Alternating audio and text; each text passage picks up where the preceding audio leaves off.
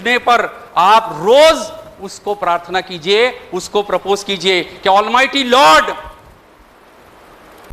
Bless me with the knowledge of your will for me, bless me with the knowledge of your will for मी। क्यों? क्योंकि ईश्वर जो है उसके मर्जी के बिना जिंदगी में एक पत्ता नहीं हिल सकता। अगर ईश्वर की मर्जी हुई तो आपकी जिंदगी में ऐसी एक नहीं 10 लड़कियां आ सकती है, एक नहीं 10 नौकरी आ सकती है। उसकी इच्छा हो तो आपको वो अर्श से फर्श से अर्श पर लेकर जा सकता है। उसको प्रपोज कीजिए ना, उस परमपिता को प्रपोज कीजिए, क्योंकि ईश्वर हमको यही बोलता है कि होगा वही जो मैं चाहता हूं, होगा वही जो मैं चाहता हूं, तू मुझे चाह, होगा वही जो तू चाहेगा।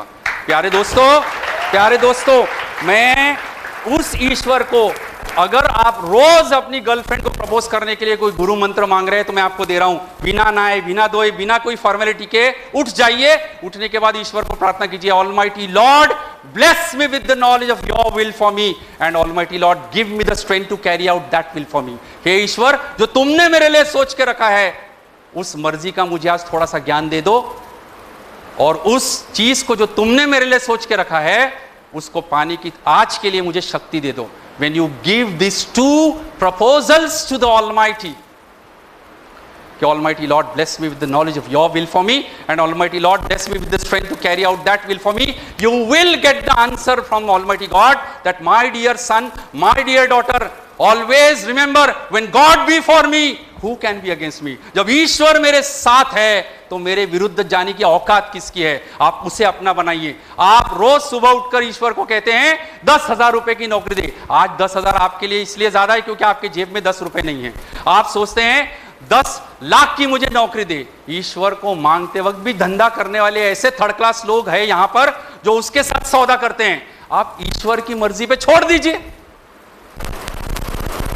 ईश्वर को बोलिए बस इतना सा ख्वाब है, हे खुदा इतना सा ख्वाब है, अब इस ख्वाब में से क्या पूरा करना है? अनएंडिंग है, इनफाइनाइट है। मैं रोज ईश्वर को बोलता हूं जो तुम्हारी मर्जी वो दे दो। हो सकता है मैंने अपने आप को 10 लाख रुपए महीने का मांगने वाला इंसान समझ के रखा है, ऊपर ईश्वर हंसता है मुझ पर, वो बोलता है अरे तू 1 करोड़ का इंसान है तो 10 लाख मांगकर अपनी औकात क्यों कम कर रहा है? ईश्वर पे छोड़ दीजिए। Let God decide what is good for you, it will automatically happen for you। What is a sincere person? What is a sincere proposal? A sincere proposal or a sincere person is one who very sincerely prays to Almighty God every day without fail। दिल से, गहराइयों से ईश्वर से प्रार्थना शुरू कीजिए।